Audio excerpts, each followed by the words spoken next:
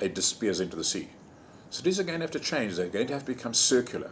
In other words, where they are creating the waste, it no longer gets into any water body. It is dealt with separately. It is taken out and treated, and actually then put back into the farming around it. So you create a circular operation which will absorb and dissipate into the soil for plant to take up the nutrients of phosphates and nitrates. And so the fundamentals are like that have got to happen. Now, I was looking at the program for World Week, and I'm a little bit surprised that the program doesn't actually boil down to simple fundamentals like this issue of memory. It talks about various advantages to communities for having water, and how we can make and create more water and conserve water. All these things are wonderful to do, but we can conserve all the water, but if we've put a bad memory into that water while we're conserving it, we're actually just holding that toxic situation and putting it into wherever, and it continues somewhere else. So minimizing. To me, that is what's got to start being looked at. And that message is very straightforward to put across to the most rural community. From there upwards, can be put across. The fact that we can just go to a tap and turn the tap open and wash away everything and say, oh, well, the sewage works are going to handle it. Well, that's starting to become a major problem. And sewage works, which are very efficient, are themselves struggling now to be able to handle these high levels. And certainly there's technology coming out to help to do that. But it would be necessary, I think, to have a two-pronged attack where the actual originator of the memory must start to think about minimizing it and keeping and look and see what they are doing. Can we use a different product which is more organic rather than inorganic? Or can we use, do we have to put so much on our face? Can we perhaps not have it? Can we put it on every second day? Can we change our thinking about that whole aspect of putting these memory chips, as it were, into the water? And that has to happen, because we're running out of water.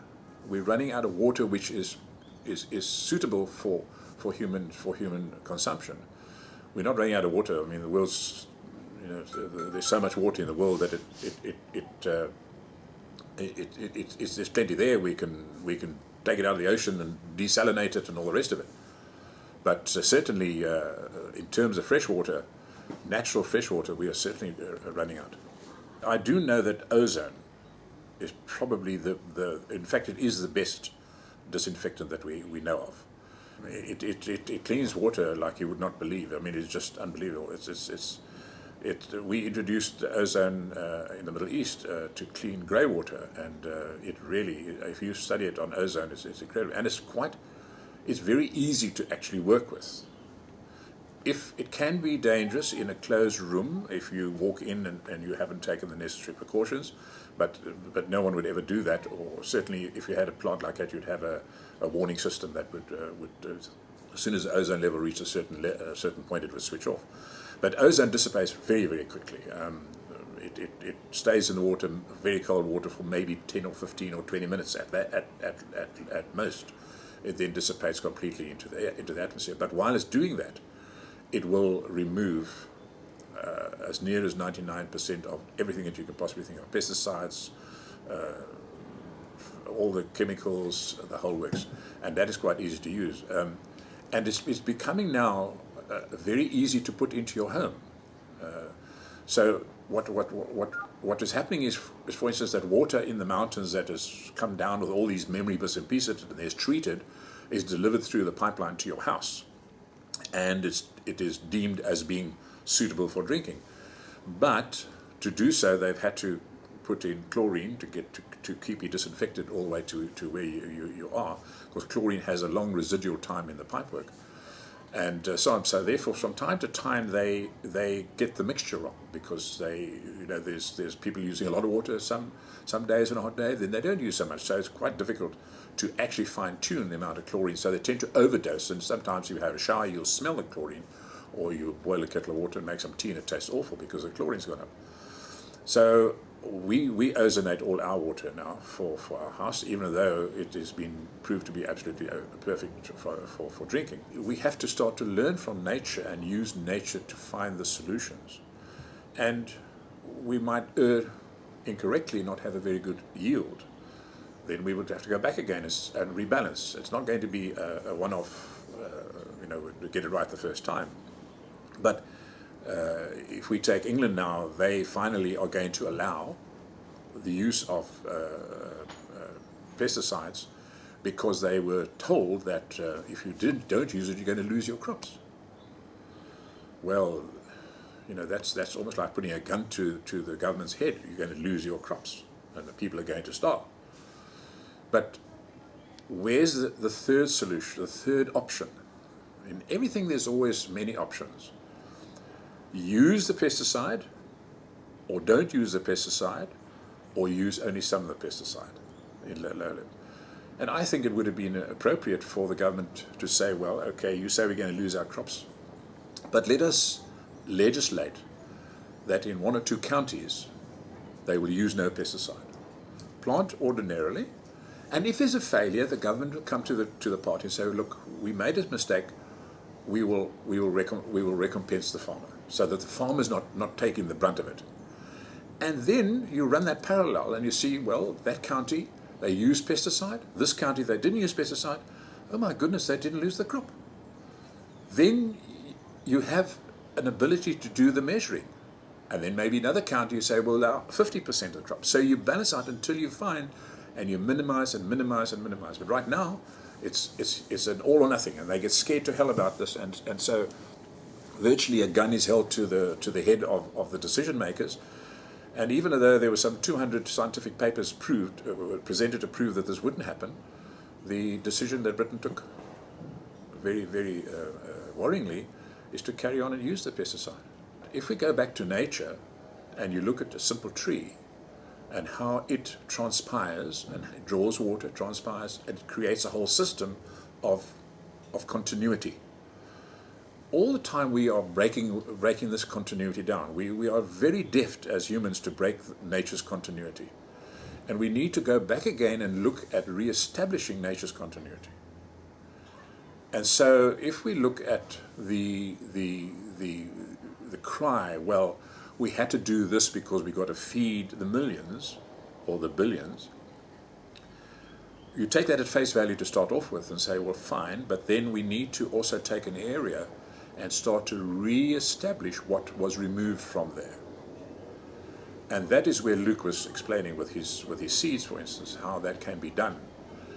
And it's going to take a gargantuan effort. You might put down 10,000 of those seeds and only get maybe 1,000 finally germinate in the first year or the second year. But if we don't do that, if we don't start to actually move, and I'm not talking about trying to turn the desert into a forest. That to me is not right. A desert is a desert because you have more loss than you have gain, period.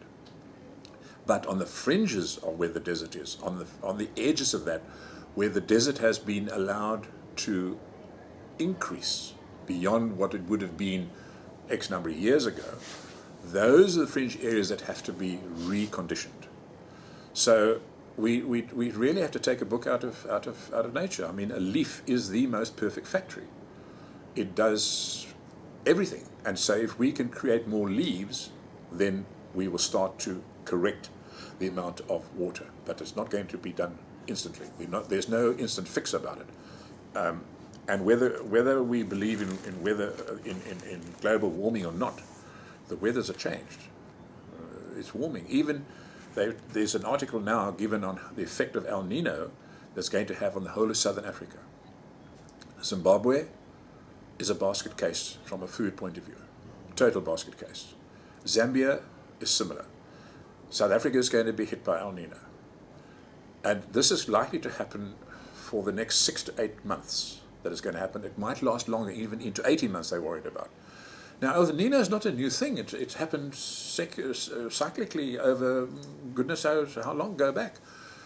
And that energy that El Nino has, where the water temperature in the ocean is maybe a half a degree higher than it would normally be, but is spread over such an enormous area, represents so much energy that we can't even begin to calculate how much of an engine that is in driving the weather. I spoke to someone a couple of years ago about El Nino, and I figured out that it was actually very shallow. I thought it was only maybe a meter of water, or maybe deeper, 1.5 meters. And he said to me, no, the water can be 30 or 40 meters deep, and it can stretch from here all the way to Australia. So you imagine a stretch of water, the size of one of the oceans, that suddenly has its temperature changed by 0.5 degree, and you had to say, well, let's generate the electricity and warm that ocean up. It's an amount of energy that we can't even begin to comprehend. And when that energy is released, as it is on our weather patterns, that's going to happen. So the natural effects of warming have been around for a long, long time. The corals show us that. There's plenty of evidence of that. So tackling global warming and so on and so forth, I think, has to be done in a number of facets. We know that the carbon dioxide is the major issue, and that has to be reduced dramatically. But right away, I would believe that I would start a whole process of planting, slowly but surely, in the rural areas, and reclaiming. Even if you had to reclaim 0.5 kilometer of that desert advance in 1 year, that would be an enormous gain. And over a period of years, the effects would start to happen. And there would be a change. The cooling would happen. The trees would create a cooling. There would be transpiration. So you would slowly engineer a change in what's happening there. And unfortunately, it would appear that we seem to go more and more into farming intensively as opposed to farming extensively. Now, all our monoculture, no matter where you look at it, is all farming intensively. We think, well, we've got this little area, and we're going to intensify it, and we're going to really, really optimize what we can do on that bit of land. So what will happen is that we have to start changing our farming methods to start looking at farming extensively. In other words, intensively, we only focus on our little piece of land. We don't really look beyond the edge of our little... It just requires the solar, and in fact they have a lovely concept in holistic management. They call these solar dollars. You're generating from the sun a resource which you could consider as a solar dollar. I think it's a very nice concept, actually, a solar dollar.